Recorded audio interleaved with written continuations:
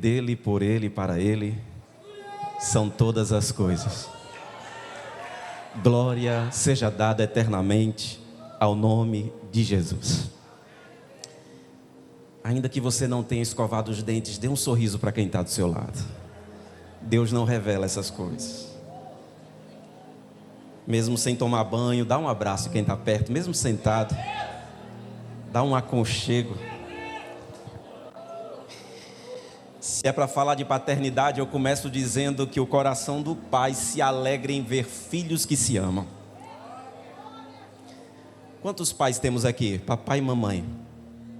Não sei em que fase da paternidade vocês estão, mas não há nada mais poderoso do que ver os nossos filhos amigos.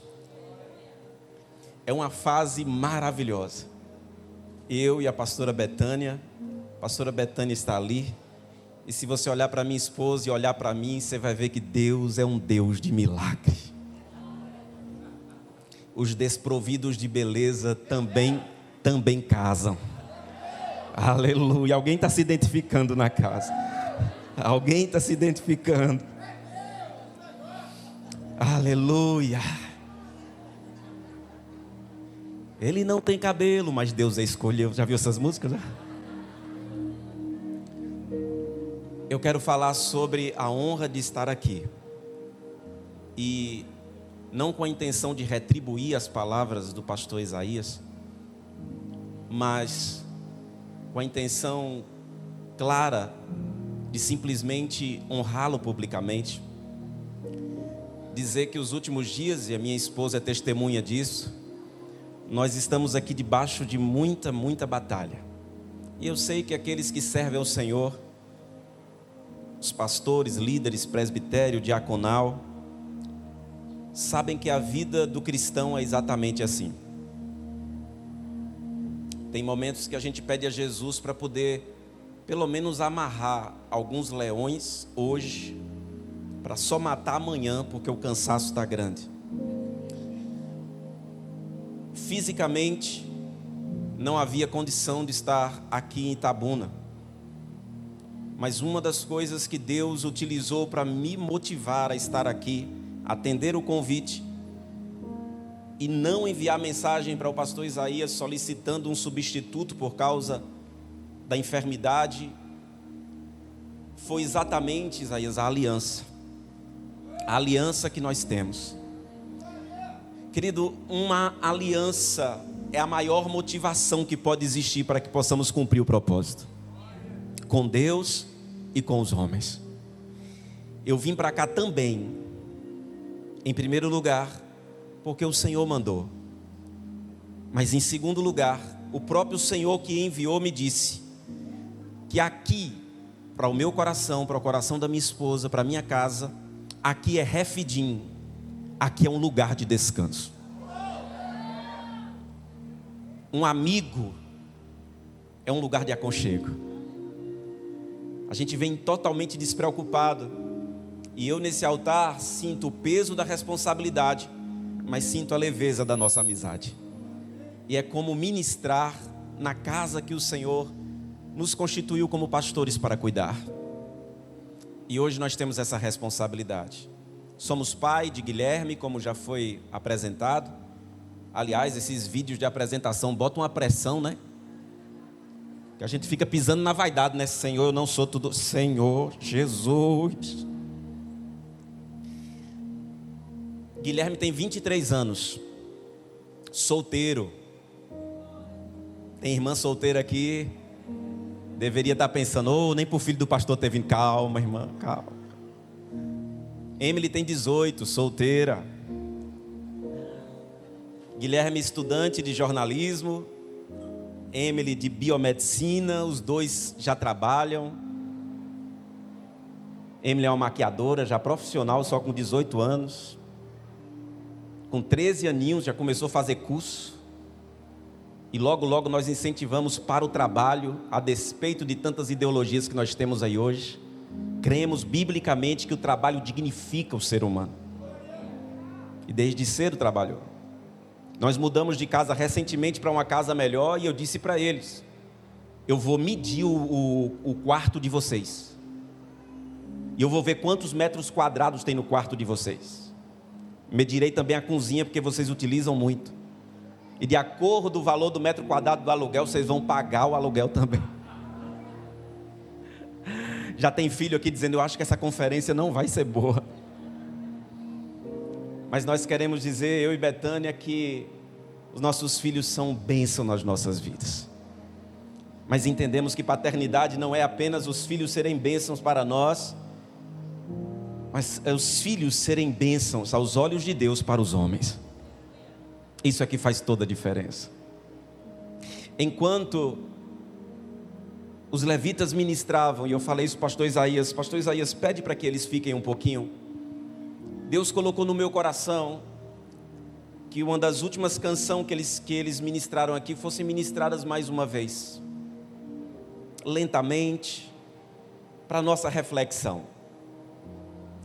Essa conferência tem o tema Mantendo a Chama, não é isso, pastor? O nome da conferência, Mantendo a Chama, e a temática de 2025, paternidade. Diga comigo, mantendo a chama. Só as mulheres? Só os homens? É isso aí. Mantendo a chama. Pastor, eu não entendi a conexão de manter a chama com paternidade. Primeiro é dizer que o exercício da paternidade é mais do que manter uma chama. É a própria essência da chama. É a existência da chama. Todos aqui desejam ter um lar. Talvez você diga, eu já tenho, mas alguns acham que tem, porque ainda não descobriu, porque só tem uma casa. Lar é diferente de casa. Casa o pedreiro pode construir. Você contrata uma construtora e ela te entrega a casa. A casa você pode fazer um planejamento de manutenção dessa casa e dar manutenção a ela. A casa você pode determinar o valor e você pode determinar que ela vai ser instrumento de herança. Tudo isso você pode fazer numa casa. Na casa você pode ampliar, você pode reformar, você pode se desfazer. Lá é diferente.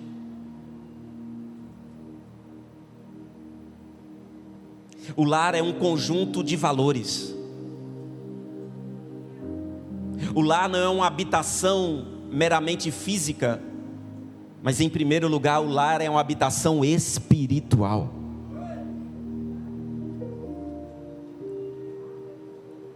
E a palavra lar vem de lareira. Diga comigo, lar, lareira. E antigamente, principalmente na Inglaterra, quando as pessoas passavam e ao longe percebiam uma chama em uma casa, isso não era simplesmente a presença de fogo. Uma chama acesa é presença de vida. Porque ninguém acende um fogo sem supervisioná-lo. Só há lareira acesa porque há vida na casa. Só há lareira acesa porque há relacionamento. Só há lareira acesa porque há propósito. E a responsabilidade de acender a lareira é sempre do teleios, do mais maduro.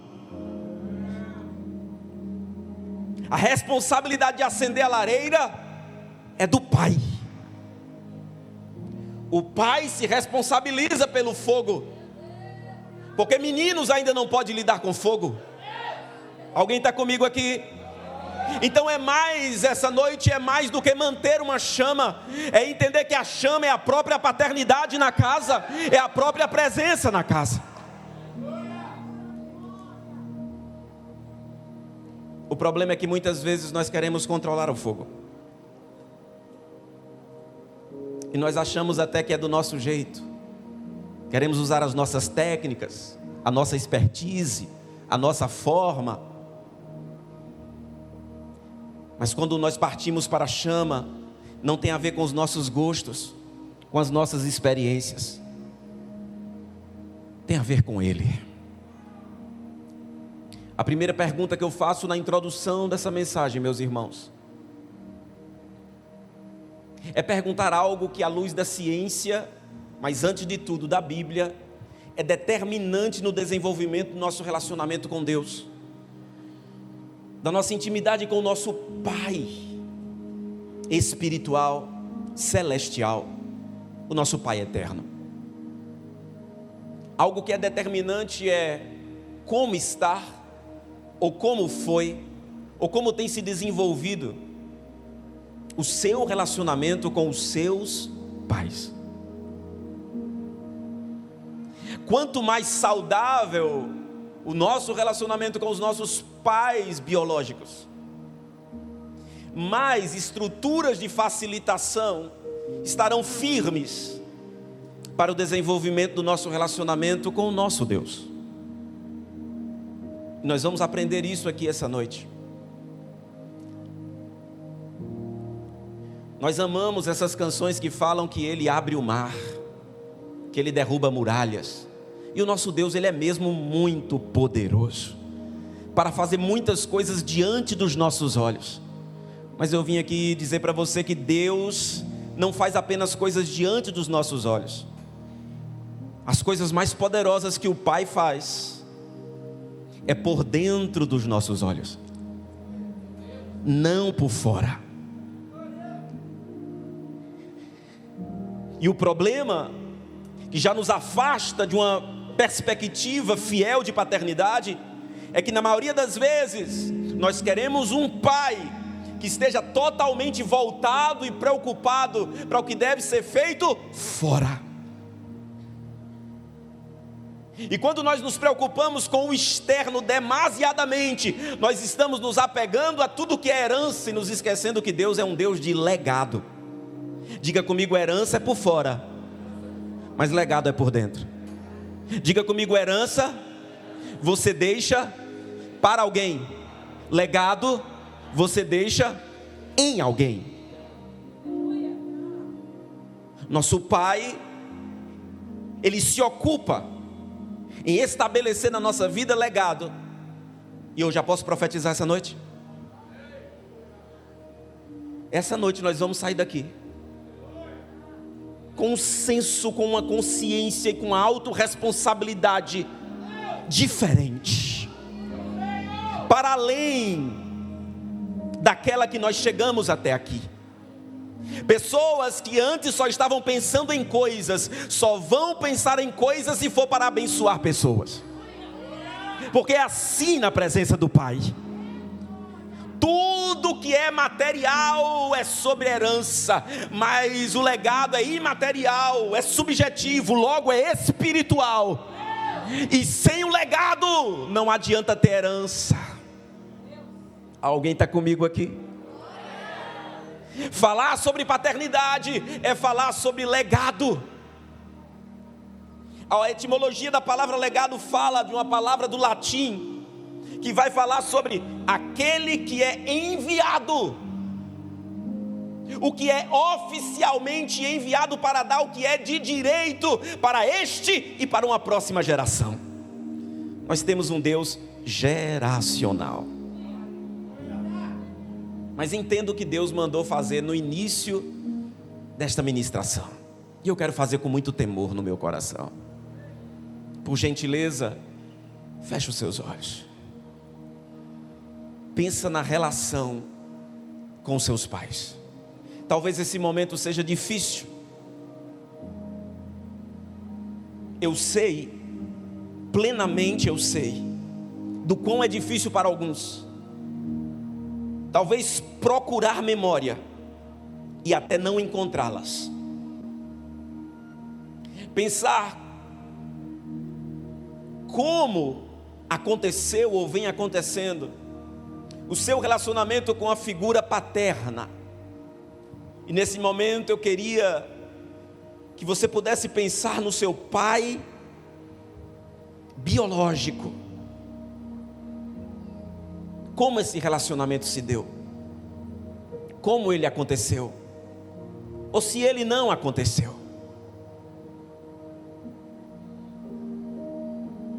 Quais implicações você pensa que isso teve para a sua vida?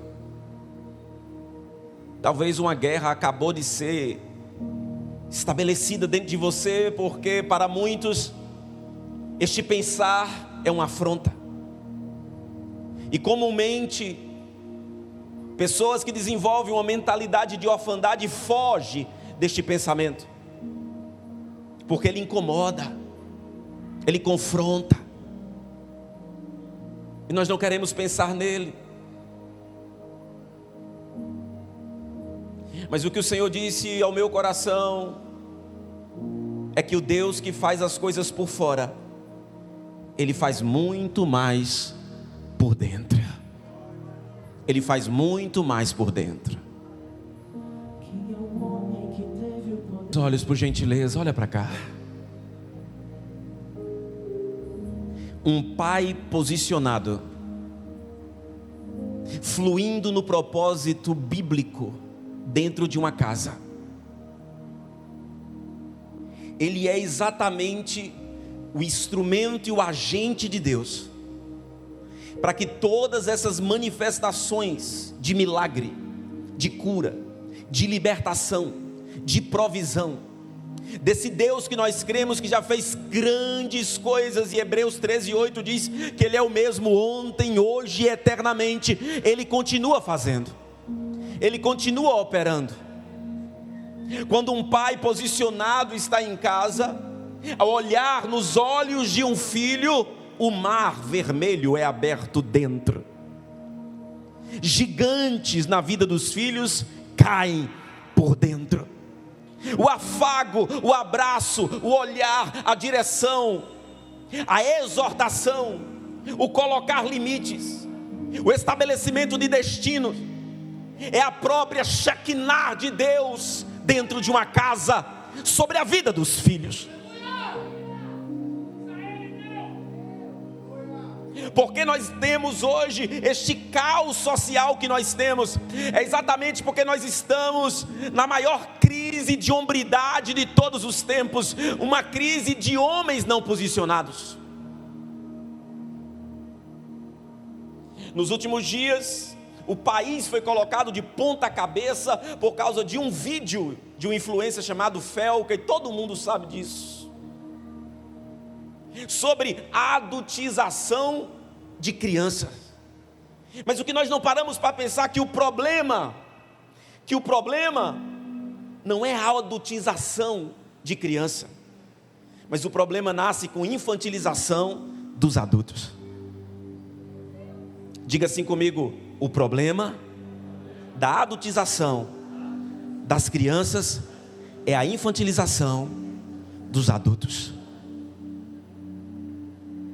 Nós temos hoje adolescentes de 50 anos de idade, pesando 92 quilos. Nós temos uma guerra contra os meninos, uma guerra contra os homens. E isso não é de agora. Nós não temos tempo para falar de todas as ideologias, não apenas do marxismo cultural, mas de todas as ideologias que nós temos na sociedade hoje, para que o homem seja cada vez mais disfuncional,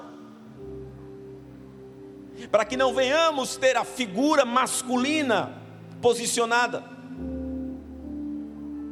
porque ser macho é biológico, mas ser homem é uma construção.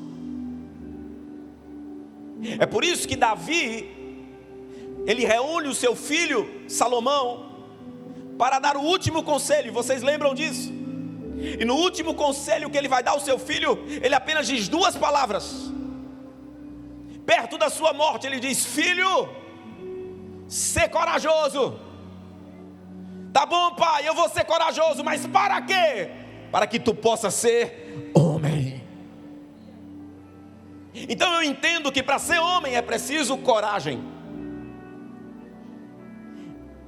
E se naquela época para ser homem precisava de coragem, eu fico imaginando hoje. Coragem não é ausência de medo. Coragem é o medo em movimento. É colocar o medo para andar. É mesmo com medo prosseguir. É mesmo sem saber crer. e fazer. E é necessário ser coragem para ser um homem de uma só mulher. É necessário ter coragem para exortar, para não ser refém, para não ter medo, para entender que é melhor ter honra e respeito do que um amor discursivo e romantizado hollywoodiano que não serve para nada.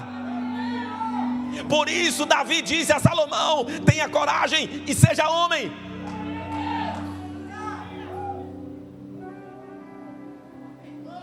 E se um pai posicionado em casa é instrumento de ordem, é instrumento do cavote, da honra, do peso, da glória de Deus, um pai não posicionado em casa é instrumento de caos, de desordem, de calamidade. E talvez muitos aqui de nós sofremos com orfandade. Orfandade é uma mentalidade, diga comigo, orfandade é uma mentalidade. Mentalidade, sim, é um espírito, é uma mentalidade, é uma instância. Todas as épocas, todas as culturas, nós temos o espírito do tempo. A Bíblia fala sobre a tribo de Issacar, que era chamada para discernir os tempos. E ao discernir os tempos, sabia as estratégias do inimigo.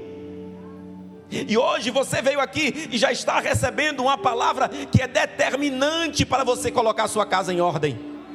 Há um espírito desse tempo que está trabalhando no mundo inteiro para promover mentalidades órfãos. É por isso que isso aumenta ainda mais a responsabilidade da igreja, porque não é o executivo, o legislativo e o judiciário que vai curar a orfandade, é a igreja de Cristo. Porque o que é que nós temos aqui? Uma reunião de filhos de um só pai. Aqui é a reunião mais poderosa do universo, porque se o diabo está trabalhando para gerar órfãos, aqui é uma reunião de filhos legítimos. Todo culto é uma oportunidade de Deus libertar ainda mais os seus filhos, posicionar ainda mais os seus filhos. E nós precisamos essa noite entender essa responsabilidade. Eu não sou muito de ministrar tão voltado àquilo que Deus me fez escrever, mas eu preciso trazer alguns dados para vocês. Nós temos no mundo cerca de 165 milhões de órfãos. Nós temos no Brasil cerca de 4,5 milhões de órfãos. Em 2022, conforme a Fundação Getúlio Vargas, de 2.500 pessoas que nasceram em 2023, 175 mil não tiveram o nome de pai na sua certidão de nascimento. Quando você vai pegar os dados, isso é assustador. Em 2022, 500 crianças por dia em 2022 foram registradas sem o nome da figura paterna. A pergunta que nós fazemos: onde estão os homens? Onde estão esses que são apenas genitores? E eu vou dizer algo: o problema maior não é esse. Não são crianças que não têm o pai físico. O problema maior é a ausência da paternidade prática. Porque, pasmem, as pesquisas dizem que chega a ser melhor não existir o pai físico do que ter um pai que só é pai como genitor, mas não é presente no seu papel. Isso é muito sério. Se você é pai, mas é irresponsável, é a ciência que está dizendo. 5 das maiores universidades do mundo dizem: é melhor que esse homem não estivesse em casa. Seria menos frustrante.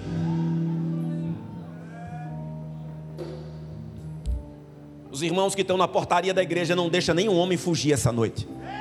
As irmãs seguram na mão. Hoje nós apanha. Porque eu vou lhe dizer algo, irmão, eu apanho todo dia. Todo dia. Porque todo homem de Deus é exortado pelo Espírito Santo todo dia. Todo dia, não alguns dias, mas todo dia nós somos corrigidos. Todo dia Ele diz: melhora, cara, melhora, melhora, melhora. Chega mais perto, abraça mais, dá mais destino. Presta atenção, fica de olho nos movimentos. Obrigado, filho.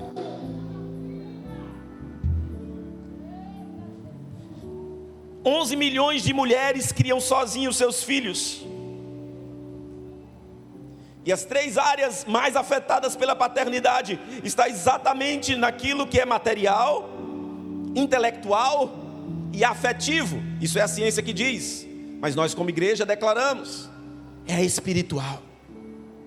A mais afetada de todas as áreas. Quando você vai para a neurociência, e os estudos foram feitos de crianças que sofreram abuso dos pais, sejam os pais biológicos ou padrastos. Ao longo do tempo, você vai vendo estruturas neurais sendo não só bloqueadas, mas elas vão sofrendo um reducionismo. O hipocampo, o córtex pré-frontal, chega a reduzir até 20%. Fisicamente. Áreas responsáveis pela memória, gerenciamento de tarefas, áreas responsáveis pelo poder de decisão, áreas responsáveis como o hipocampo por não só tomada de decisão, mas áreas responsáveis pelos relacionamentos e pelo autoconhecimento, sofrem uma redução de até 20%. Então nós temos diversas patologias, não só psicossomáticas, que vêm através da ausência de paternidade. Um homem não posicionado está adoecendo os seus filhos, adoecendo uma geração. Esses dias eu li um artigo, como psicanalista, eu posso dizer para vocês que de quase todos os atendimentos que a gente faz, as dores da alma mais crônica é exatamente a ausência da paternidade. E esses dias eu li um artigo que diz que aponta que a escola freudiana, ela vai falar que a criança começa a ter uma percepção ainda mais forte e clara da figura paterna do homem a partir dos 4 anos de idade. Madeleine Klein vai dizer que é a partir de 6 meses de idade. Mas as escolas mais importantes da psicanálise no mundo, pasmem, estão aqui na América Latina, através dos argentinos. E as escolas argentinas vão dizer que, na verdade, essa influência, seja ela positiva ou negativa da paternidade, ela é desde sempre, desde o ventre, que vai causando todos esses prejuízos. Aí a gente aprendeu a dizer que é exatamente através da vida da mulher que se coloca ordem em casa, porque a gente às vezes pega até textos bíblicos para dizer que a mulher sábia edifica a sua casa. E por favor, irmãs, a palavra de hoje não é tirando nenhum mérito, porque Deus é perfeito na função para cada um. Mas hoje o que a ciência testificou é que as estruturas do cérebro que trazem uma noção de submissão e de ordem, elas são de fato estruturadas pela figura do pai. A mãe é promotora de vínculos relacionais. A mãe é essa que consola. Mas o pai é aquele que a mãe já passou o dia estressada correndo atrás desse menino com a chinela havaiana. Já houve várias tentativas de homicídio. E geralmente muitas mulheres fazem assim: quando o seu pai chegar eu vou dizer: seu pai. Antigamente isso funcionava. E quando o pai chegava, basta o menino ouvir o chiado da chinela, o bater da sola da bota, e os demônios do menino já eram exorcizados. O pai não precisava abrir a boca, a presença do pai em casa gerava uma libertação nos meninos. Os capirotos iam embora das crianças. Eu estou aqui para dizer que a autoridade paterna vai ser restaurada na vida da igreja.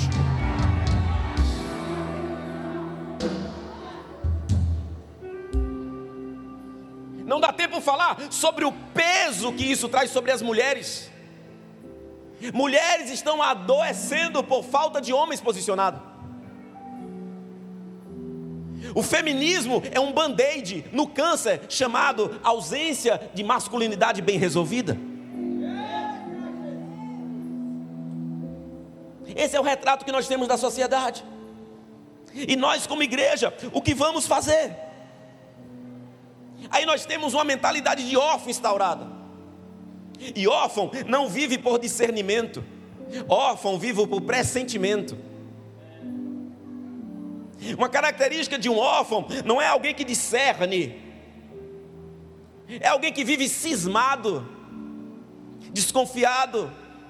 Por causa da sua rejeição, ele se defende antes mesmo de ser atacado. O órfão, ele acha valor no fazer e não no ser, no ter e não no ser. O órfão vai achar que o que o mundo está dizendo, que a ciência está dizendo, que os elementos cartesianos estão dizendo de hoje em dia, é que você é o que você faz, e a sua profissão lhe define, e os órfãos estão abraçando isso. Mas nós sabemos quem é a nossa identidade, e precisamos nos posicionar nela. Eu quero falar um testemunho para vocês muito simples, e aqui eu vou contar alguns sobre paternidade. Esse eu costumo contar, porque foi dentro da minha casa. Eu acordo para beber água, e ao chegar na sala eu encontro meu filho no celular. Qual pai e mãe já acordou de madrugada e viu o filho acordado? Você já vem com sono, você já vem fora de si, você já vem meio atribulado. Se teve um pesadelo, você já vem envenenado. Aí você chega, o menino está no celular na sala. Primeira coisa que você pensa, não está vendo nada aqui? Preste. Qual é o pensamento que muitas vezes vem? Preciso botar moral. A vontade da gente é, me dê esse celular para cá, está confiscado. Uma semana sem celular. Certamente está vendo pornografia. Uma hora dessa.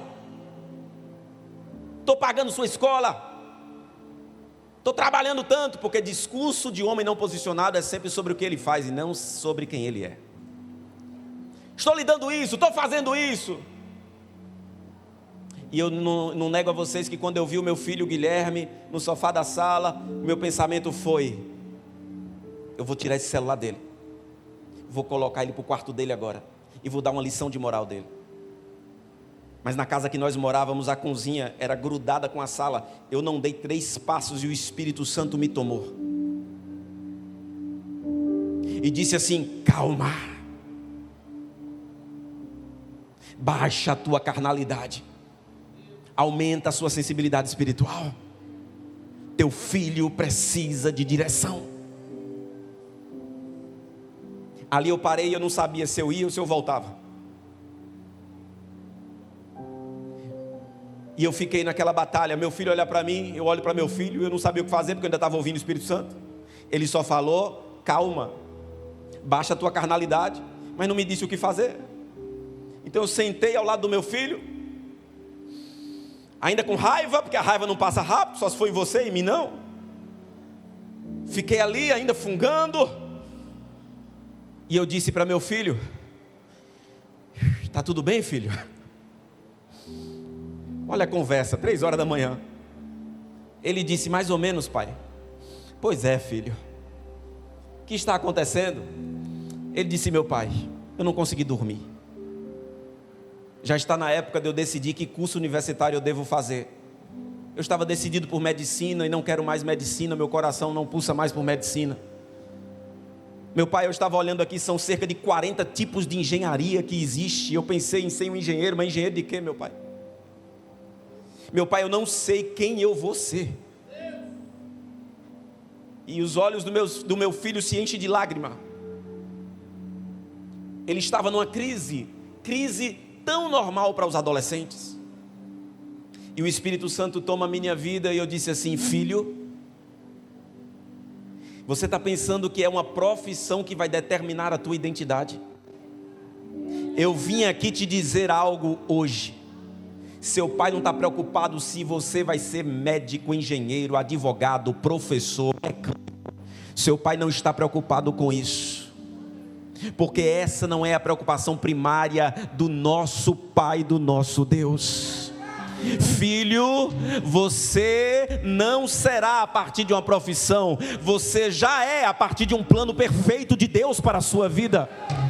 Você é filho, e eu te amo, e você é importante para mim, e eu abraço meu filho. Tempos depois, meu filho vira para mim e diz assim: pai, naquela noite, aquele simples momento, foi libertador na minha alma. Muitas vezes, através de pequenas crises aos nossos olhos, o inimigo desenvolve tantos tipos de síndromes, de transtornos, que pode ser resolvido com sensibilidade a Deus, com afetividade, com um olhar, com uma escuta qualificada, com um abraço, com uma palavra de destino e de direção. E eu vim aqui te dizer, nós temos essa palavra de destino e de direção. Então, tudo que o inimigo não quer é que os nossos filhos não possuam discernimento. E essa noite, nós precisamos entender que o que foi clamado aqui, intercedido aqui pela cidade de Itabuna, depende exatamente do nosso posicionamento em paternidade. Não apenas da paternidade biológica, familiar, mas na paternidade no sentido pleno, universal. Porque o que é paternidade? É alguém mais maduro conduzindo o imaturo através de recursos físicos que são materiais, recursos emocionais, recursos espirituais. Conduzir essas pessoas ao propósito eterno que Deus estabeleceu para elas. Nós sabemos, todos aqui sabemos, que antes de tudo na nossa vida, quando não éramos ainda nem massa informe no ventre da nossa mãe, a Bíblia diz que o Senhor já havia nos constituído. Quando você vai estudar essa palavra, o Senhor te constituiu, Ele está dizendo, a tua história já foi escrita. Há um livro sobre você e não está sendo desenvolvido, já foi acabado. O autor já escreveu, e eu costumo dizer que Deus não escreve do início para o fim, é do fim para o início, porque Ele é assim.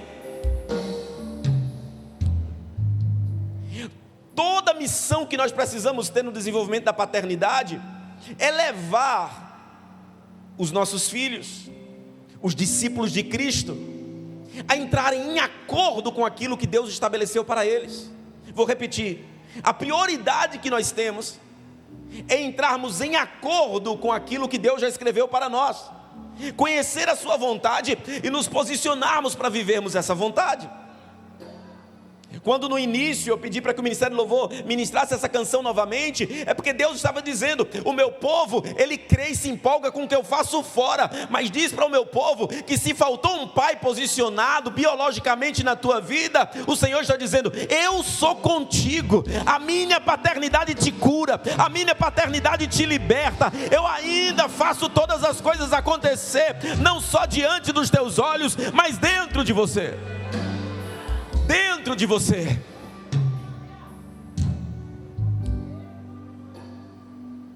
Os estudos contemporâneos mostram que a paternidade estabelece o eixo psíquico de todo ser humano. Eu vou repetir isso. A paternidade estabelece o eixo psíquico de todo ser humano. Sabe o que significa isso, irmão? Equilíbrio. Eixo psíquico é sensatez. É a capacidade de se desenvolver em todos os modos, físico, e intelectual e espiritual. Então, a desordem que está por aí é porque as coisas estão fora do eixo. E os estudos vão dizer que pessoas que não têm o seu eixo psíquico ajustado, a partir de um lar ajustado e de uma figura masculina ajustada, essas pessoas são as pessoas que mais desenvolvem as síndromes desse tempo. Irmãos, está todo mundo hoje recebendo diagnóstico. Todo ano saem novos estudos e novos diagnósticos. Tudo virou patológico. Existe um livro que nós estamos nos últimos tempos estudando, A Sociedade do Cansaço, do filósofo Byung-Chul Han, que fala sobre a diferença da modernidade para a pós-modernidade. Nós tínhamos uma sociedade da disciplina, nós éramos fiscalizados de fora para dentro, mas hoje a sociedade não é mais da disciplina, hoje a sociedade é a sociedade do desempenho, da performance. Antigamente nós tínhamos patrões externos, mas agora nós somos os patrões de nós mesmos, e todo ser humano parece que agora virou um CNPJ, e todo mundo precisa performar, produzir. Antigamente os nossos avós saíam para trabalhar, mas quando voltavam do trabalho, eles tinham um tempo de dedicação ao lar.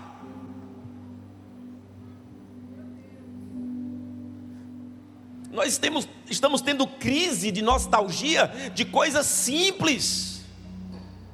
Nós estamos desaprendendo a ter um bate-papo.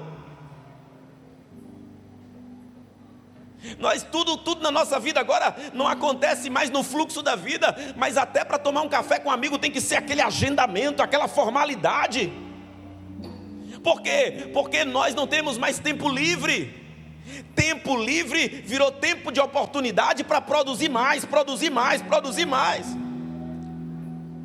E aí a pandemia hoje não é mais viral, não é mais bacteriana.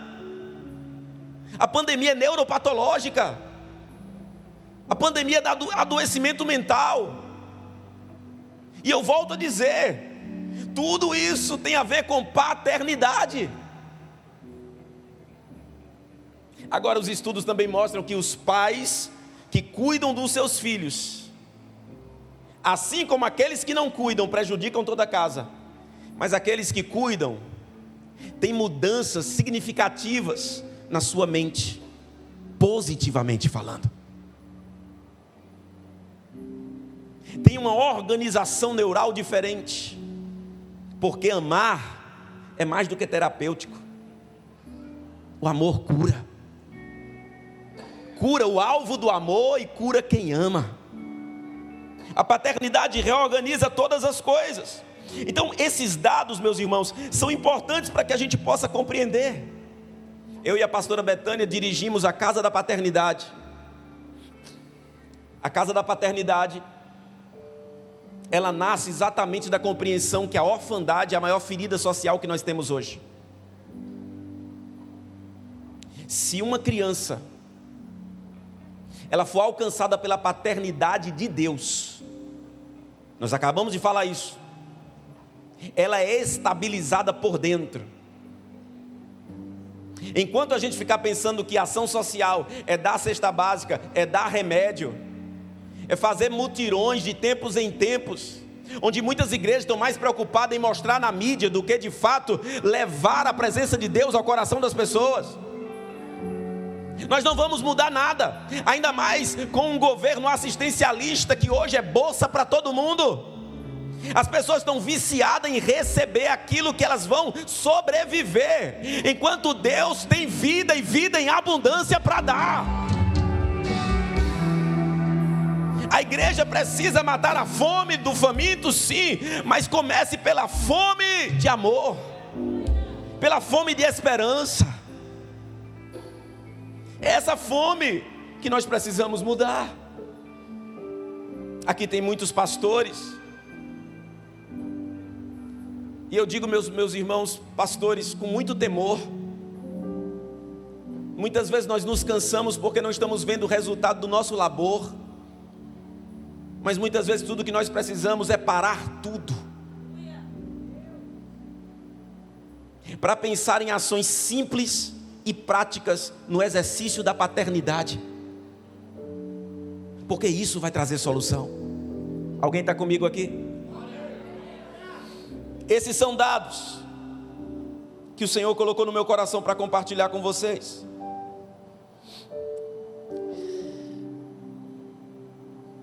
Abra a palavra de Deus. Talvez algumas pessoas aqui já estavam pensando, sim, não vai pregar não, é? Uma vez eu ministrei numa igreja e não abri a Bíblia. Citei não sei quantos versículos de cor, mas não adiantou. Por eu não abrir a Bíblia, uma senhora me pegou no final do culto e disse assim: pregação bonitinha, mas não abriu a Bíblia, herege. A irmã era braba, viu? Se eu fiquei com ódio dela, nada, eu só fiz uma oração inversa. Ainda bem que Jesus não ouviu e não matou ela.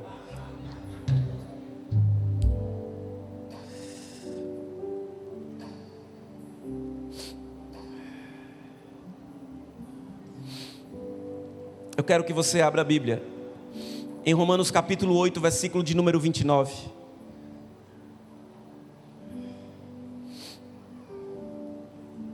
Para ganharmos tempo, eu já vou manter aqui aberto em outro texto.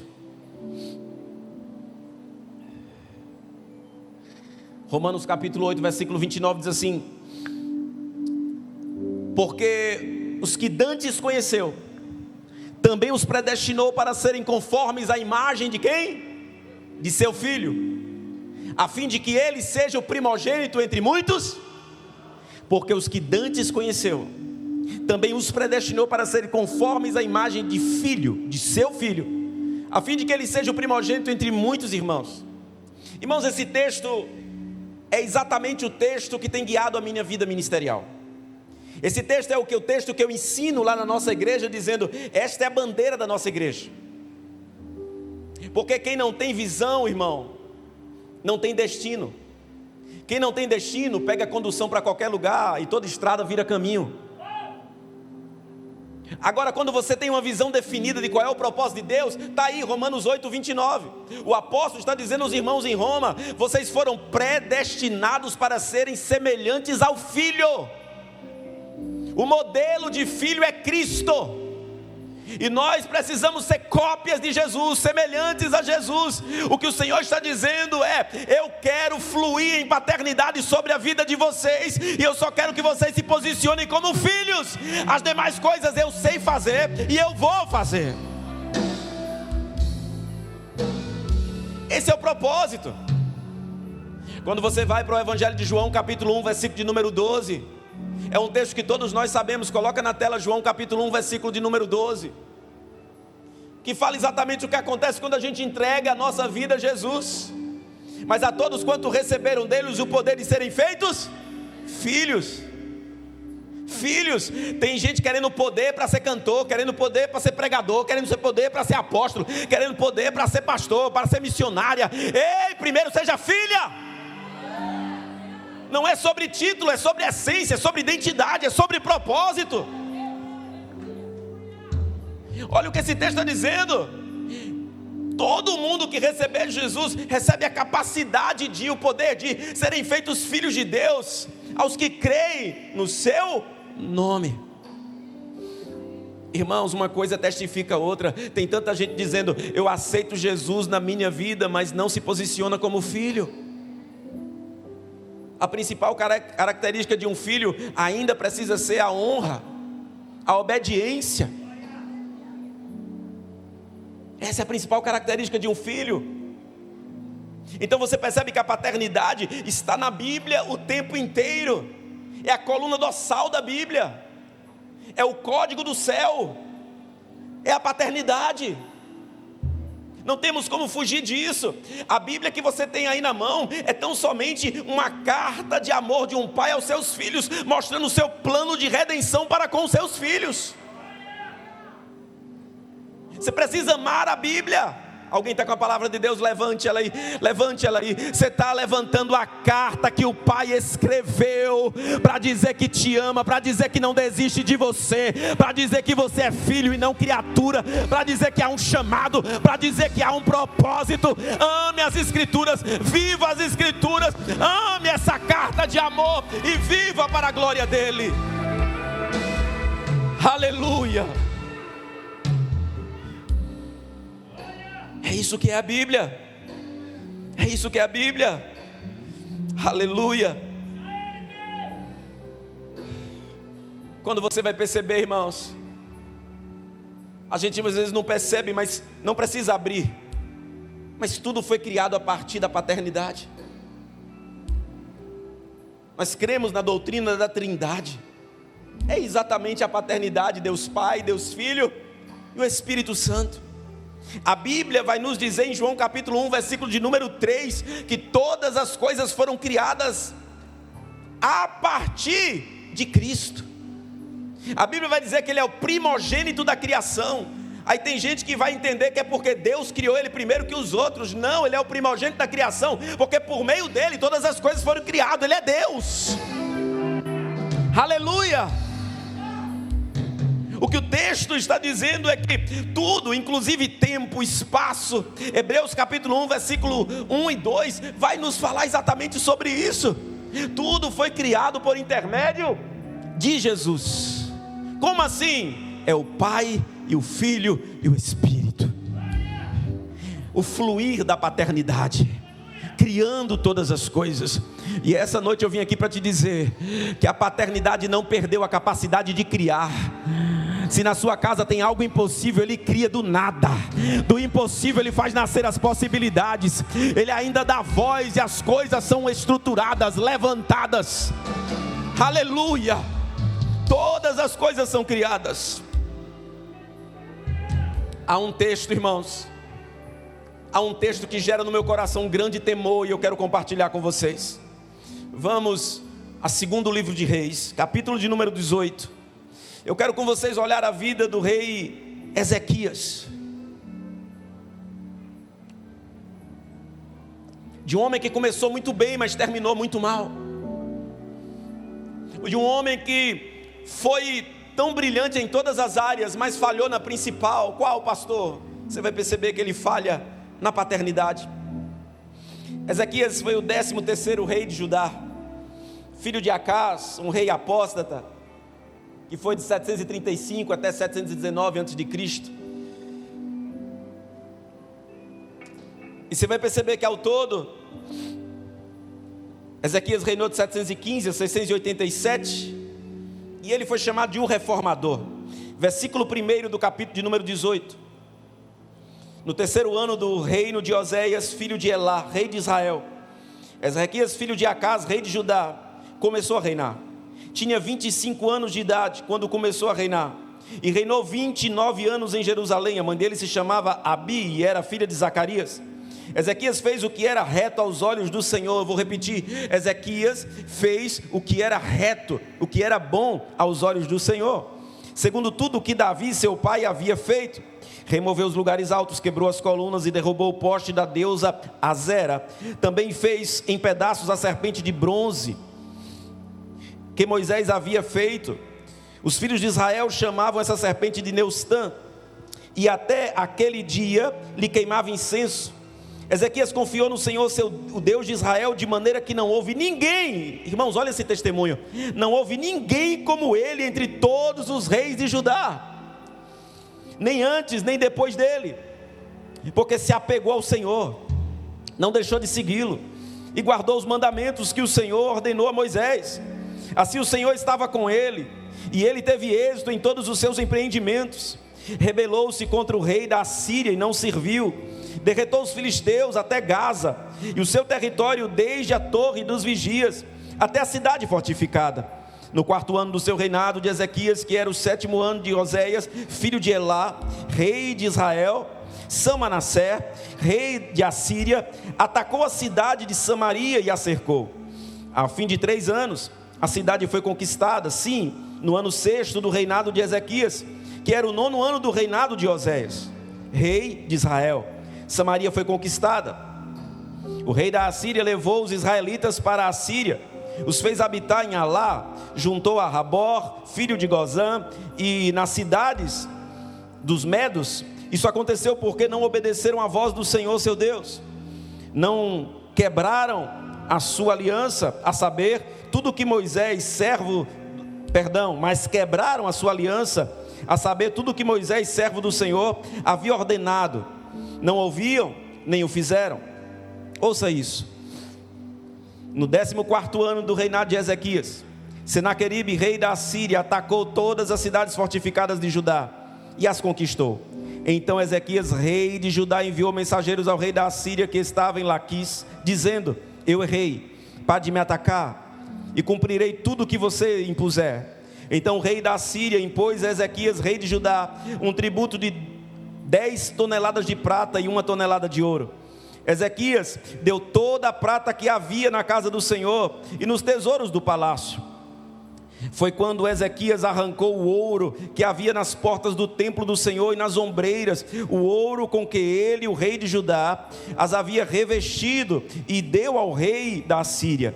Mas o rei da Assíria, que estava em Laquis, enviou Tartã, Rabsaris e Rabsaque com um grande exército ao rei Ezequias em Jerusalém.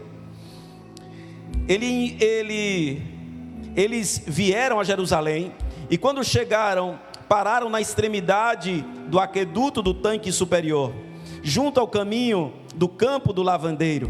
Mandaram chamar o rei, e quem saiu ao encontro deles foi Eliaquim, filho de Ilquias, o responsável pelo palácio, Sebinau, escrivão, e Joá, filho de Asaf, o cronista. Depois daqui, irmãos, no versículo de número 19, você vai ver o mensageiro do rei da Síria, Rabsaque, dizendo: digam a Ezequias, assim diz o grande rei, o rei da Síria, que confiança é essa que vocês têm? Bem posso dizer que o seu conselho e o seu poder para a guerra são meras palavras. Em quem você está confiando agora para que se rebele contra mim? Você confia nesse bordão de caniço esmagado que é o Egito? Se alguém se apoiar no caniço, ele vai espetar e furar a mão. Assim é Faraó, rei do Egito, para todos que nele confiam. Mas se vocês me dizem: confiamos no Senhor nosso Deus, eu pergunto: não é esse aquele cujos lugares altos e altares Ezequias removeu, dizendo a Jerusalém que deveriam adorar somente diante do altar em Jerusalém? Agora, pois, comprometa-se com meu senhor, o rei da Síria, e lhe darei 2.000 cavalos, se você puder achar cavaleiros para montá-los. Até aqui. Fiz questão de trazer esse contexto, para que vocês possam entender algo. O que precisamos entender, pastor? Ezequias andou nos caminhos do Senhor, sim ou não? Fez o que era reto aos olhos do Senhor, sim ou não, igreja? A Bíblia diz que há um testemunho sobre o rei Ezequias, que ele não se apartou do Senhor e que a motivação do seu coração era correta. E ele é conhecido como um reformador, como um empreendedor. Nos tempos de Jesus, o tanque de Siloé é esse lugar que só chegou água porque o rei Ezequias empreendeu o aqueduto que levou água até aquele lugar. Levar água, irmão, era levar riqueza, era transformar todo um território e toda uma geografia. É impressionante como o rei Ezequias tem esse bom testemunho registrado nas Escrituras. No entanto, quando Senaqueribe, rei da Síria, afronta, eles fazem uma negociação, mas que não dá certo. Enquanto ele já separou a prata, já separou o ouro, Senaqueribe resolve enviar o exército e cerca Jerusalém. E agora ele está sitiado com um exército muito mais poderoso do que o dele. Ele não tem saída. E você vai ver o que Ezequias vai fazer. O texto continua se desenvolvendo e vai dizer que o que Ezequias faz diante de um vale sem saída, de uma situação que ele não tinha mais potência para resolver, a Bíblia diz que aí entra não apenas o reformador, mas entra o intercessor. Então Ezequias ora ao Senhor. Senaqueribe envia uma carta desaforada, e a Bíblia diz que Ezequias toma a carta do inimigo nas mãos e apresenta a Deus, dizendo: Deus, Ele não está mexendo comigo, Ele está mexendo contigo. Os inimigos parecem que não te conhecem, mas eu te conheço. É tão poderoso ver Ezequias se movendo como intercessor, meu irmão. E a Bíblia diz que então Deus levanta o profeta Isaías, e através de Isaías o Senhor responde: se Senaqueribe pensa que estão mexendo com vocês, ele está muito enganado. Ele está mexendo comigo. E a Bíblia diz: eu colocarei um anzol no nariz dele e arrastarei ele. Deus é esse Deus, esse Pai que zela pelos seus filhos, que diz: eles não vão afrontar de vocês. Sabe, queridos, a voz de Ezequias é ouvida no céu. Logo depois, vocês vão perceber que Ezequias, ele adoece com a doença mortal. E quando ele está doente de morte, diz a Bíblia, ele vai fazer a mesma coisa: orar novamente. Diga para quem está do seu lado, diga assim: A vida do crente, o estilo de vida, precisa continuar sendo oração. Ezequias ora novamente, a Bíblia diz que ele volta a cara para a parede. Voltar a cara para a parede é dizer: eu não tenho outro Deus além de ti, Deus. Eu vou olhar para onde? Não tem ídolos, não tem ídolos de madeira, de gesso, de bronze, de ouro. Eu preciso olhar para ti. Então eu não vou seduzido, nada vai entreter os meus olhos. Por isso eu tiro os meus olhos de tudo para olhar para o Senhor. Amém. Ele clama ao Senhor. Irmãos, no primeiro momento da primeira batalha, a Bíblia diz que quando ele orou contra Senaqueribe, Deus enviou um anjo. Diga comigo, um anjo. Irmãos, a Bíblia não disse que foi uma legião de anjos, que foi miríades de anjos. A Bíblia diz que um anjo Deus levantou, e de uma só vez este anjo, a Bíblia nem diz, pastor Isaías, pastora Janaína, que um anjo batalhou. Não. A Bíblia diz que um anjo executou. Irmão, tem anjo na Bíblia que não batalha, ele executa. Não tem nem briga. Um anjo só Deus enviou, e de uma só vez matou 185 mil do exército assírio. Você já imaginou você ser alguém que ora e Deus manda uma resposta poderosa como essa? Aleluia! Esses são aqueles textos bíblicos que até uma igreja presbiteriana começa a sapatear, meu irmão. Que tudo fica pentecostal. Amém? Que todo mundo vira irmã do coque. Um anjo sozinho. Agora ele ora de novo porque ele está prestes a morrer. E a Bíblia diz que o Senhor diz para ele através de Isaías: não tem jeito, você vai morrer. Mas a Bíblia diz que Isaías estava ainda andando, e Ezequias clamando, Isaías o profeta andando, e o intercessor orando. E a Bíblia diz que quando ele estava saindo do palácio, o Senhor diz: Isaías, volta lá, e diz ao meu servo que eu acrescentarei na vida dele mais 15 anos de vida. 15 anos de vida. O intercessor recebeu mais uma oportunidade. Mas vocês lembram qual era a condição? 15 anos para quê? Coloca a tua casa em ordem. Vamos dizer juntos? Coloca a tua casa em ordem. Coloca a mão no ombro de alguém e diz: coloca a tua casa em ordem.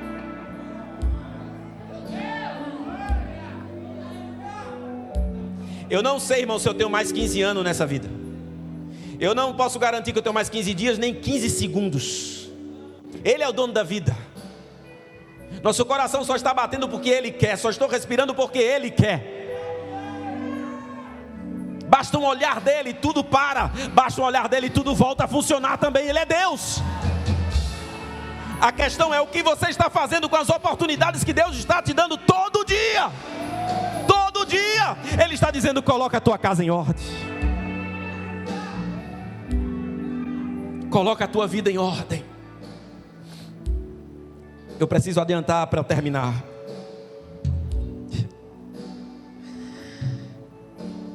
Esse é o intercessor. Ezequias é tão ousado, irmãos, que ele diz assim: olha, vamos fazer o seguinte, eu quero uma prova que Deus está comigo. Então o profeta diz: tá bom, vamos ver a prova. Aí eles negociam a prova. Não, a prova vai ser o relógio de Acás, o tempo, adiantar. Meu irmão, era para ele dizer assim: tá beleza. Não, ele é tão ousado que ele diz assim: adiantar é fácil.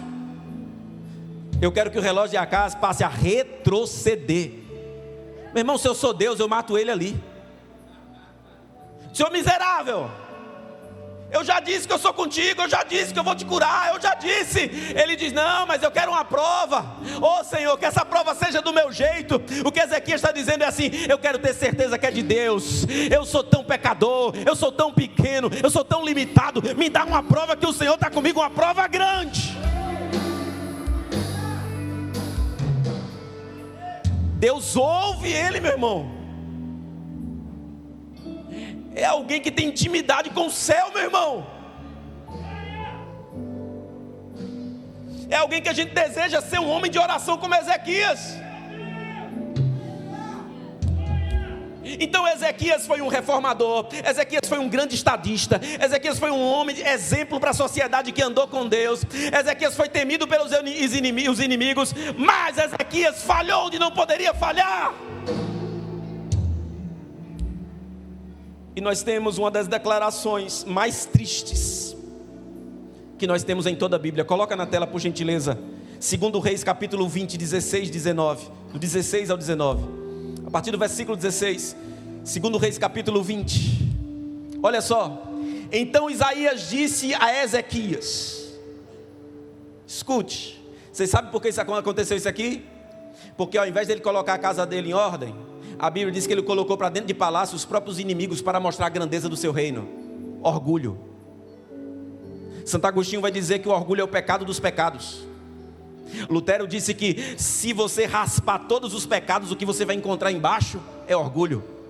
É por isso que a Bíblia diz que Deus dá graça aos humildes, mas Deus resiste os orgulhosos. O orgulhoso não briga com o diabo, o orgulhoso tem contenda com o próprio Deus. Por isso, cuidado ao tentar ajudar um orgulhoso. Você está se levantando contra Deus, porque ele não está brigando contra o diabo. Alguém está comigo aqui? E não há ninguém aqui que possa dizer assim: graças a Deus eu não tenho isso. Se você falar, tu é o mais orgulhoso dessa casa. Ah, pastor, mas eu estou escrevendo um livro, como ser o homem mais humilde da terra, e é a partir da minha biografia. Miserável. Pastor, eu vou escrever outro livro, os 10 homens mais humildes do universo. Um sou eu. E eu só não escrevi ainda esse livro porque os 9 eu ainda estou treinando. Por causa do orgulho, o Senhor veio com a sentença. Então Isaías disse a Ezequias: ouça a palavra do Senhor. Vamos lá, 17. Eis que virão dias em que tudo que houver no seu palácio, isto é, tudo que os seus pais ajuntarem até o dia de hoje, será levado para a Babilônia. Não ficará coisa alguma, diz o Senhor. Continua. Alguns dos seus próprios filhos, gerados por quem? Ele está dizendo, são seus mesmo, viu? Não confunda não. Gerado por você, serão levados para que sejam eunucos no palácio do rei da Babilônia. Ele está dizendo, serão eunucos, não vão poder te dar descendência, serão castrados. Versículo 19. Então Ezequias disse a Isaías: ora, boa é a palavra do Senhor que você falou. Pois ele pensava assim: enquanto eu viver, haverá paz.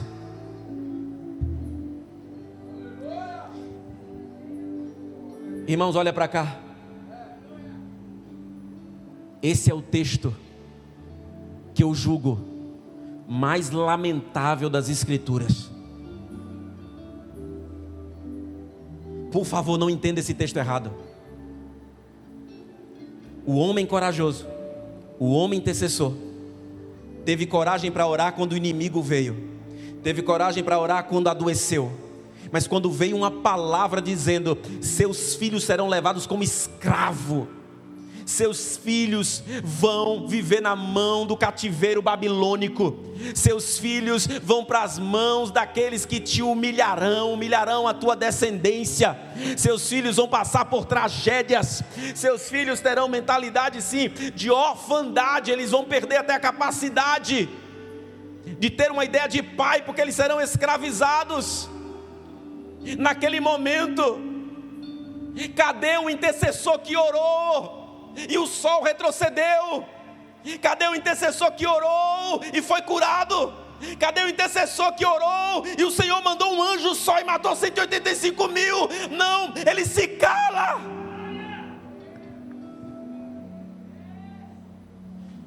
Muitas vezes nós estamos orando por muitas coisas que nós desejamos, mas não estamos pagando um preço dentro da nossa própria casa. A gente sabe virar a cabeça para a parede e clamar, porque o negócio apertou, porque eu vou atrasar esse boleto, porque vão levar o meu carro, o oficial de justiça já está na porta, porque eu vou perder minha casa. Aí você ora. Nós oramos com sentimentos de vingança, porque alguém nos humilhou, porque alguém nos perseguiu. Aí a gente sabe orar. Mas muitas vezes diante do nosso nariz, os nossos filhos estão sendo levados, porque os nossos filhos não estão se perdendo na rua, eles estão se perdendo em casa, diante de um celular, diante de um iPad, eles estão se perdendo diante das telas. Ezequias soube ser um reformador, mas se contentou na hora que mais deveria se posicionar. Dos 15 anos que ele recebeu, do 3º para o 4º ano que Deus deu a oportunidade de vida, de sobrevida, um life a mais, ele gerou quem? Diga comigo, Manassés. Ezequias recebeu testemunho que foi um dos melhores reis de Judá. A Bíblia diz, igual a ele não houve. Agora a pergunta que eu faço é, como é que o melhor rei gerou o pior rei? Manassés significa Deus me fez esquecer. Manassés foi tão terrível que ele queimou seus próprios filhos a Moloque.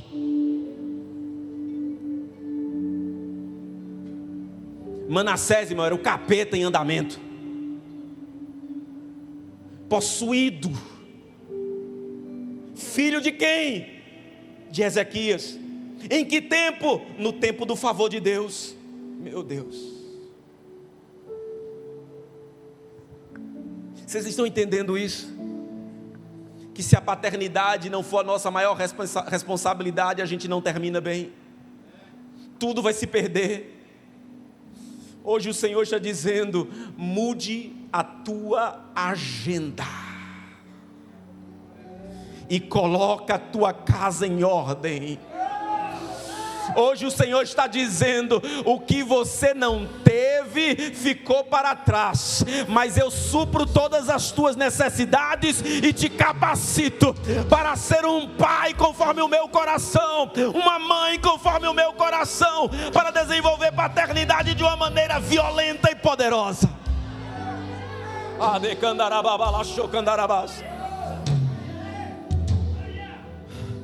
Meus irmãos, o tempo é curto. Falar sobre paternidade, nós precisamos de uma conferência de não sei quantos dias, com homens e mulheres de Deus, trazendo palavras para que possamos refletir. Mas eu quero te dar uma palavra. Se Ezequias foi um exemplo de alguém que falhou na paternidade onde não deveria falhar, ele gera Manassés. Depois disso nós vamos ter um rei chamado Amon, que durou apenas 2 anos, que foi pai de quem? De Josias. A Bíblia diz que Amon foi morto dentro da sua própria casa. Um complô entre os seus próprios servos mataram Amon porque não andou nos caminhos do Senhor. Mas eu termino essa noite dizendo algo ao seu coração. De Amon veio Josias. E Josias, o 16º rei de Israel, de Judá, a Bíblia diz que foi um homem que andou nos caminhos do Senhor. E sabe como aconteceu a história de Josias? Seu pai é morto dentro de casa. Só que Deus levanta no meio do povo homens e mulheres que se indignaram com a desonra que houve com o rei Amon. Mataram os assassinos de Amon e levantaram Josias com 8 anos apenas de idade para ser rei. 8 aninhos de idade para ser rei. O nome Josias significa: o Senhor é o meu sustento e aquele que me cura. Diga comigo: o Senhor é o meu sustento e é aquele que me cura. Olha para cá. Josias olha para trás e o seu avô, seu bisavô é Ezequias, inconstante, que errou, que falhou no final da vida na paternidade. Ele olha para trás e o seu avô é Manassés, terrível. Ele olha para trás e o seu pai é Amon, assassinado dentro da sua própria casa. A Bíblia não diz com clareza, então eu não posso dizer com certeza, mas talvez Josias tenha até visto a própria morte do pai. Esse menino não tinha tudo para ser um desastre? Esse menino não tinha tudo para dar errado, sim ou não, gente? Tudo! A sua descendência é trágica. Ele não vem de um legado de paternidade, ele vem de heranças malditas. Mas a Bíblia diz, quando conta a história de Josias, principalmente 2 Crônicas, capítulo número 34, a palavra de Deus vai dizer que Josias, quando chega a 16 anos, ele começou com 8, mas quando ele chega com 16 aninhos de idade, ele já proclama diante de toda a nação, dizendo: só o Senhor é Deus, é a Ele que eu louvo, é a Ele que exalto, e eu não farei como fez Manassés, eu não farei como fez Amon. Eu escolho Davi por meu pai, eu andarei nos caminhos de Davi.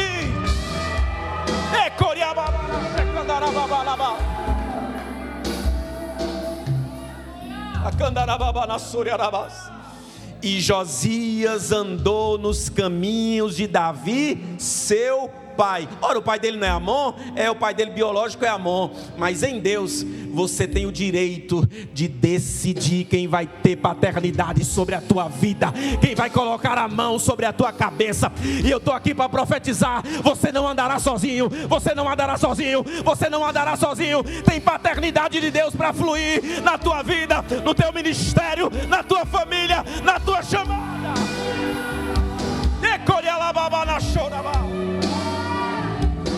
Oh, aonde eu posso trazer uma adaptação bíblica? Me permita. A Bíblia diz: aonde abundou o pecado, vai superabundar a graça. Mas eu estou aqui para dizer: aonde abundou a orfandade, vai superabundar a paternidade. Quem recebe isso aqui? Quem recebe isso aqui? Vai superabundar a paternidade. Paternidade, paternidade, paternidade.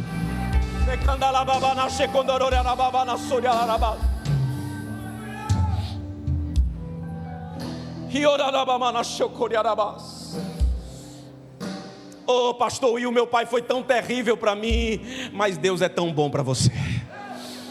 Eu estou aqui para te dizer que aquilo que você não teve, ou aquilo que você teve de negativo, nas mãos do teu pai, vira uma escola para te aperfeiçoar.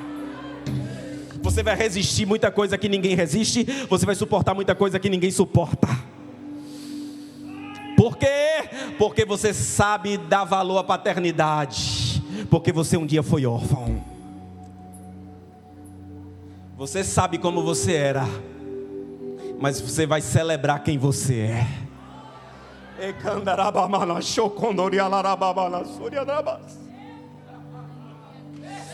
Meu pai chegava embriagado em casa, meu pai batia na minha mãe, meu pai me espancou. Ei, deixa eu falar algo para você. Enquanto nós estávamos levantando os muros da casa da paternidade, os pedreiros estavam trabalhando, e 3 crianças se aproximaram. E aqui eu não posso dizer o nome delas, mas tem o nome delas aqui na minha mente. 3 crianças, 8 anos, 7 aninhos e 11 anos. Estavam ali, irmãos. Todos os dias que os pedreiros estavam ali, eles estavam de junto, eles estavam de junto, eles estavam de junto. Até que faltou recurso e a gente precisou dar um time na obra, um tempo. E então eu passo por lá e vem os 3 e diz assim: pastor, o que é que vai ter mesmo aí na casa da paternidade? Eu disse: o que é que vocês acham que vai ter? Aí eles começaram: eu acho que vai ter piscina. Eu digo: vai ter piscina. Aí o outro disse: vai ter comida. Eu digo: vai ter comida. Aí disse assim: eu acho que vai ter refrigerante com hot dog. Eu digo: vai ter refrigerante, vai ter hot dog. Aí o outro disse: então vai ter cozinha. Eu digo: vai ter cozinha. E eles começaram a falar. E aí eles disseram assim: mas quando é que Bimbão vai voltar? Sabe quem é o apelido de Bimbão? Era o pedreiro da obra, que é João Anderson. Quando é que Bimbão volta? Quando é que João volta? Que é um pai e um filho. Quando é que eles voltam? Eu disse: olha, não vai demorar, Deus vai prover. E eles vão voltar para a gente terminar a obra. Vocês querem a piscina, né? Vocês querem ver tudo pronto, né? Vocês querem... Irmãos, na minha cabeça, Eles queriam a estrutura. Até que o menorzinho disse assim: pastor, eu estou com saudade é deles. Quando eles iam para lá, irmãos, os pedreiros começavam às 7 horas, 9 horas parava para tomar café. Aí abria as vasilhas com o cuscuzinho, repartia com eles, todo mundo comia junto sentado. Uma refeição com 3 homens, 2 pedreiros e um auxiliar. Eles tinham 2 figuras masculinas sentadas ali conversando. E eu testemunhei várias vezes que esses pedreiros, tão cheios da graça de Deus, tratavam aquelas crianças como se fossem filhos. Aquela criança olhou para mim e me quebrou por dentro. E eu disse: meu Deus, eles não estão pensando na piscina, nem no hot dog, nem no refrigerante. Eles querem presença. Eles querem presença. Eu acabei de conhecer esse amado casal de pastores que o coração deles arde, e também eu sei que de outros pastores aqui ardem por justiça social, ardem por transformação. Mas eu estou aqui para dizer para vocês: antes de levantar as estruturas de uma creche, de uma instituição, de uma ONG, em nome de Jesus, vamos dobrar os nossos joelhos, para que Deus levante dentro de nós as estruturas da paternidade. Porque não adianta entrar milhões de dinheiro e a gente construir um grande complexo social, se aqueles que vão trabalhar ali não forem filhos de Deus, que amem, que transmitam a paternidade de Deus através de cada gesto, de cada ação, de cada toque.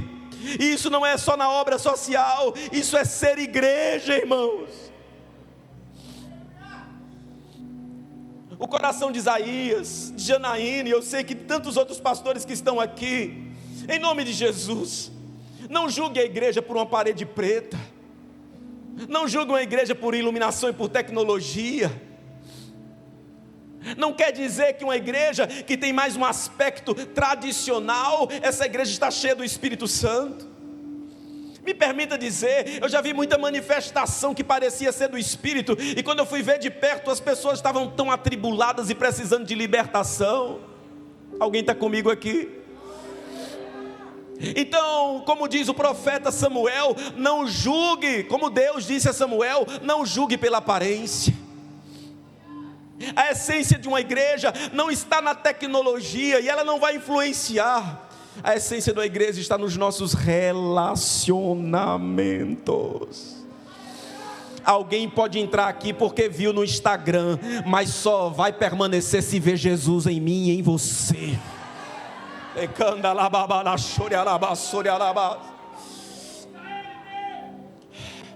Os grandes avivalistas disseram uma frase, e ela diz o seguinte: a pregação é apenas uma isca para fisgar aqueles que precisam aprender sobre o reino e o amor de Deus. Eu vou repetir: a pregação é apenas uma isca para fisgar aqueles que precisam aprender, precisa voltar a ter ensino na casa de Deus. A paternidade de Deus não vem senão pelas Escrituras. Se conhece o Pai é pela Bíblia, porque o Verbo se fez carne e habitou entre nós. É o Logos, é o Verbo, é a palavra. Eu termino dizendo: Josias tinha tudo sim para ser um desastre, mas aos 16 anos ele já mostrava que ele era do Senhor. Pastor, como é que aconteceu isso, irmãos? Ele teve na vida deles tutores, curadores. Dos 8 anos até os 16, esse menino foi cercado por homens fiéis. Sabe o que ele recebeu? Paternidade. E se tornou quem se tornou. Sabe o que me chama a atenção em Josias? E vocês sabem muito bem da história da vida de Josias. É que Josias foi o reformador também. Há 65 anos o templo precisava de uma reforma, e a Bíblia diz que Josias se importa, e ele pega todos os recursos, e ele levanta Safã, e ele levanta Ilquias, e ele diz assim: vão reformar o templo, levanta os pedreiros, levanta os pintores, levanta os carpinteiros. Eu não quero saber de sobrar dinheiro, eu quero que pague a todo mundo. Enquanto seus ancestrais eram corruptos, ele era justo. Josias tinha um coração voltado para Deus, mas a Bíblia diz, redobre a sua atenção agora, mesmo cansado, mesmo aí de pé, glória a Deus pela vida de vocês aí. A Bíblia diz que enquanto estavam fazendo a reforma, diga comigo reforma, diga comigo faxina, diga comigo colocando as coisas em ordem, a Bíblia diz que Ilquias dentro do templo dá um grito: eu achei o livro da lei do Senhor. O livro, a Torá, estava esquecida dentro do templo e nem eles sabiam. A Bíblia diz que ele leva para o escrivão Safã. Safã leu, se treme todo, corre então para Josias, lê, e quando lê diante de Josias, primeiro ele dá o relatório. Ele dá o relatório dizendo: olha, deu tudo certo com o carpinteiro, deu tudo certo com o pintor, deu tudo certo com o pedreiro, só teve uma questão lá. Enquanto a gente estava fazendo faxina, a gente achou o livro. Pega o que eu estou falando. Quando você faz uma faxina, você encontra até que você não sabia que tinha perdido. Quem já passou por isso? Quem já procurou uma coisa de se acabar e de se arrebentar, até dizer assim: foi Satanás que escondeu isso aqui. Quem é que já procurou algo e não achou e disse até assim: andou alguém em casa diferente? Rapaz, foi a vizinha que andou aí. Ah, então foi ela. Tu até julgou tua tia, julgou tua sogra, mas no dia que você fez a faxina, tua cara caiu, porque tu achou. Tem gente que não se contenta e ainda diz assim: foi alguém que escondeu. Ei, o que Deus está dizendo é: enquanto tu faz a reforma, enquanto tu se importa de organizar, eu me importo em revelar o que se perdeu dentro da sua casa. Isso é muito poderoso. Então, quando leram o livro para Josias, a Bíblia diz que Josias rasgou as suas vestes, ficou desesperado, colocou a cara no pó. Agora ele não está mais preocupado com a madeira, não está mais preocupado com o piso, com o teto. Ele agora está preocupado só com uma coisa: o que Deus está pensando de nós. Vamos consultar ao Senhor, porque Ele deve estar furioso com a gente, porque sua palavra foi abandonada. Ei, um verdadeiro filho se importa com a palavra do Pai, com a palavra do Pai, e não com a casa, e não com as coisas.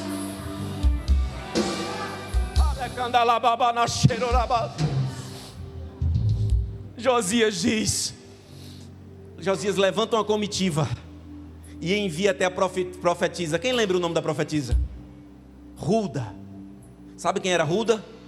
Aquela irmã do coque que você tem medo quando ela passa perto de você no culto. Toda igreja tem aquela irmã da intercessão, que quando ela vai passando você já fica: passa, passa em nome de Jesus, passa. E quando ela olha para você, você fica se perguntando qual foi os pecados que você fez. Eu disse: meu Deus vai revelar que não, Senhor, eu pequei ontem. Jesus dos crentes. A Bíblia diz que foram atrás de Hulda, que morava mais distante, nas partes baixas e novas da cidade. E Deus usa a boca da profetisa para dizer que haveria uma sentença sobre o povo de Judá, implacável. Escute isso, irmão, já vou terminar. Deus usa Hulda para dizer que haveria uma grande desgraça sobre a vida do povo. Mas quanto a Josias, a Bíblia diz assim: eu vi o clamor do meu servo, eu vi que ele se importa com o que eu me importo. E você sabe qual foi a bênção que Josias recebeu?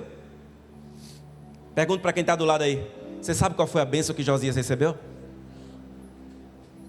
Ei, depois vai conferir.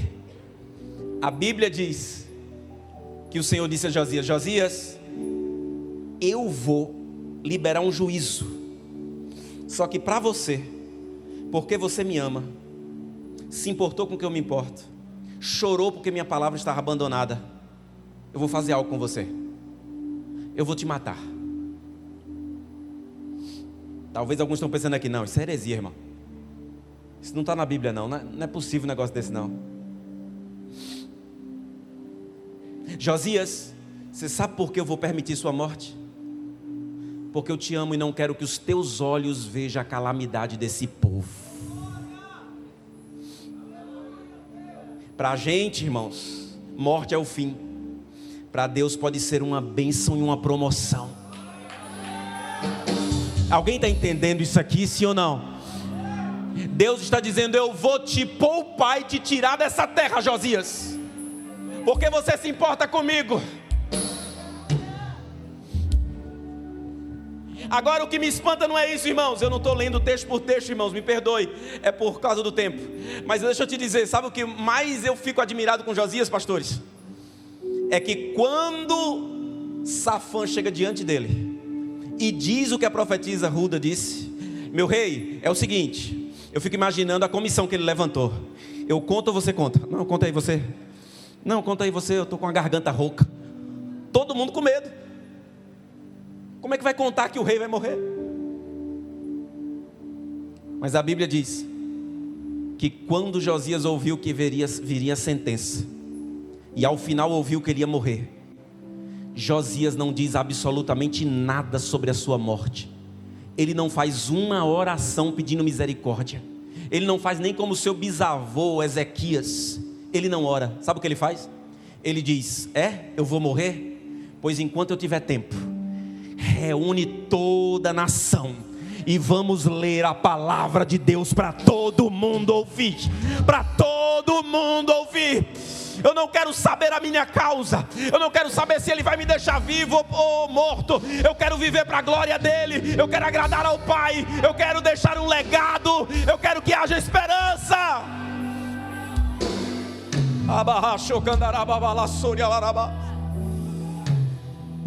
Mas nós estamos olhando para o nosso próprio umbigo.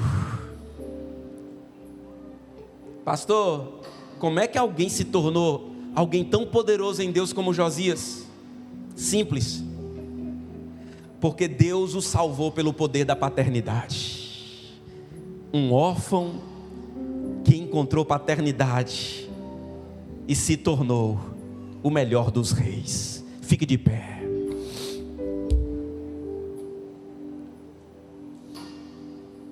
Eu tenho uma palavra para você. Você não vai criar filhos. Deus vai te dar a graça de criar reis. Homens e mulheres de posicionamento e de autoridade. Essa palavra vem ao encontro dos pais, essa palavra vem ao encontro dos homens, essa palavra vem ao encontro das mulheres, essa palavra vem ao encontro dos filhos. Essa palavra é para toda a igreja. Eu estou aqui para te dizer, Ezequias recebeu mais 15 anos. Josias recebeu também um tempo entre a sentença e a morte. Eu não sei qual é o meu tempo e qual é o seu tempo. Mas eu estou aqui para te pedir, viva cada dia como se fosse o último, para a glória de Deus. Viva para tocar nas vidas.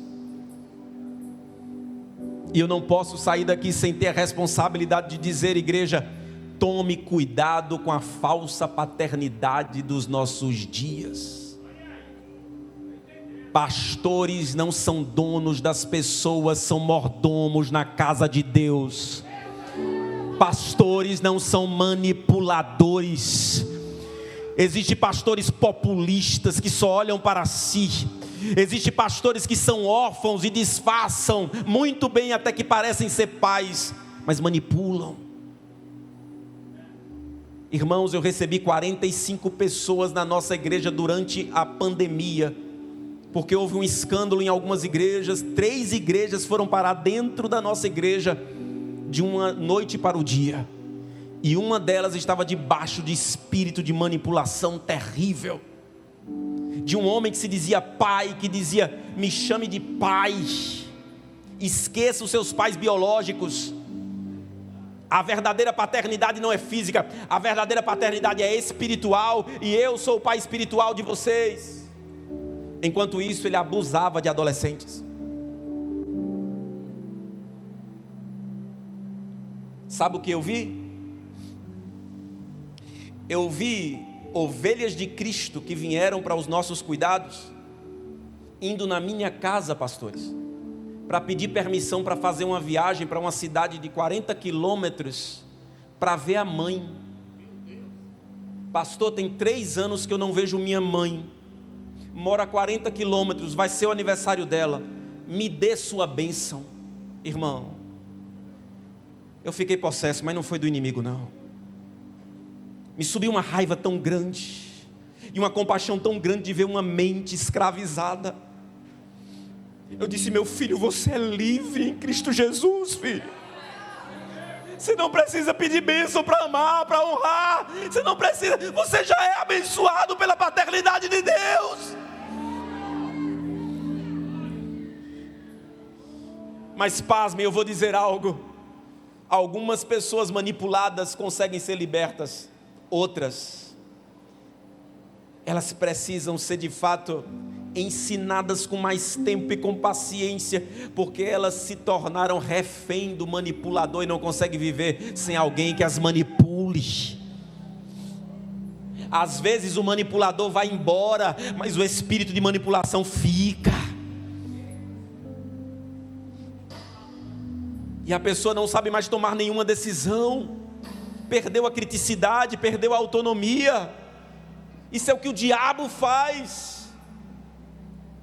Se você está numa igreja onde o pastor, você percebe claramente que ele é um instrumento nas mãos de Deus, para que você cada vez mais seja íntimo de Deus, mais dependente de Deus. Porque o apóstolo Paulo vai dizer aos Gálatas no capítulo 3, somente por intermédio de Cristo Jesus vocês são filhos pela obra que foi feita na cruz do Calvário. E se você tem um pastor que revela a paternidade de Deus de uma maneira bíblica e sadia, valorize ele. Glorifique a Deus pela vida do seu pastor. Mas se você está debaixo de manipulação, se posicione. Não permita que o seu lar e a sua casa esteja debaixo de opressão. Alguém aqui está comigo? O Senhor nos fez livres. Livres. Livres. Eu quero orar pela igreja de Cristo em Itabuna. E eu quero declarar que mentalidade de orfandade vai sucumbir na tua vida. Eu quero declarar que órfãos serão libertos nessa cidade. Eu quero declarar que cada casa será uma casa de paternidade. Uma embaixada que vai revelar uma lareira que está acesa. Eu quero profetizar aos jovens, aos adolescentes que estão aqui: ei, o teu caminho será bem sucedido, porque a paternidade de Deus vai tomar a sua mente e o seu coração. Eu estou profetizando aqui que se tem lareira apagada, Deus levantará alguém maduro na casa para acender o fogo de novo. Vai arder e não se apagará a chama.